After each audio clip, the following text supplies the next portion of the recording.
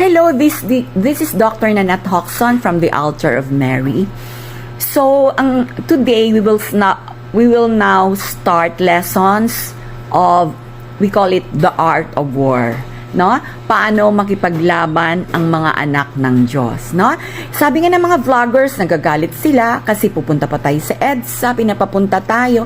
Andiyan hindi nagiging successful, no? Lahat ng mga ganon, no? Ng mga rally. Delikado po kasi ang rally. Dahil, iba na ngayon ang pampatay sa atin, no? Hindi lang tear gas, kundi baril na ang laman ay chemical na kung saan tayo ay ma-stroke.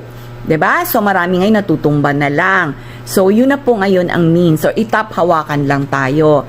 So tawa lang po 'yan makalaban natin, no, sa atin. Kasi wala na 'yan mga rally, kaya na nila 'yan. Okay?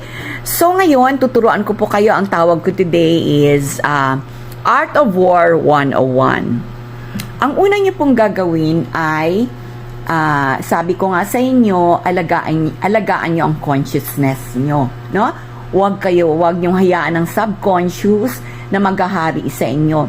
Subconscious is yung mga problema, anong kakainin sa araw-araw, yan ang laman ng utak niyo, chismisan, kaguluhan, ano pa, basta hating, yan ang laman ng utak nyo sa araw-araw, 'di ba? Konti lang talaga yung conscious mind nyo na yung ginagamit nyo ang conscious mind nyo. So ngayon, punta tayo sa conscious mind nyo kung paano nyo gamitin, which you don't have to do the whole day, no? Paminsan-minsan. So ang una ko ituturo sa inyo ay tumingin kayo sa rainbow, no? Or colors, ganon. So, for a few seconds, tingin kayo ng colors around you. Okay? Bakit? O, sige. Di ba may araw, sun? Pag ang sun ay may rays, at nakita natin na pag sa glass prism, sa isang glass, bakit may color doon? Bakit tumatama ang color ng sun doon? So, ibig sabihin, sa harapan natin or around us are colors. Bakit hindi natin nakikita?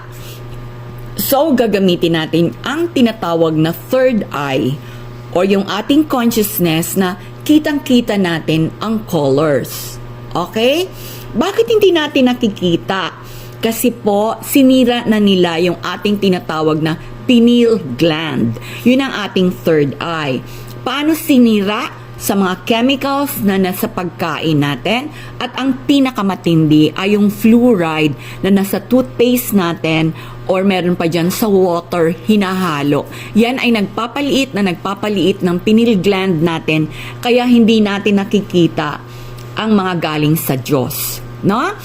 Sabi nga ni Elon Musk, pag bumili ka ng toothpaste, may nakalagay doon, later pakita ko sa inyo, sa ilalim noon may mga guhit. Itim, red, green, pink. Pink yata yung pinakamaganda. Yun ang titingnan nyo, yung pink.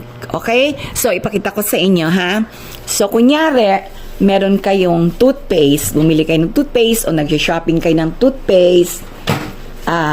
Tingnan nyo ito. Tingnan nyo, sa ilalim niyan ay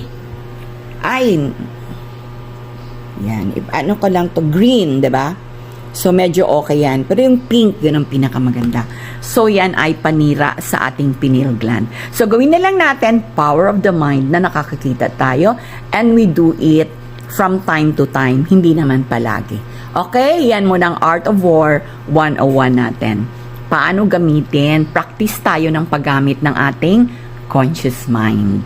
Okay, so ganyan lang tayo lumaban, no? Kung ano mga ginagawa nila ngayon, yun ang gagawin natin, no? We don't mind them, no? Ibig sabihin, we are now in the truth. Ano talaga ang tunay na itsura ng mundong to na pinagkait nila sa atin. Okay?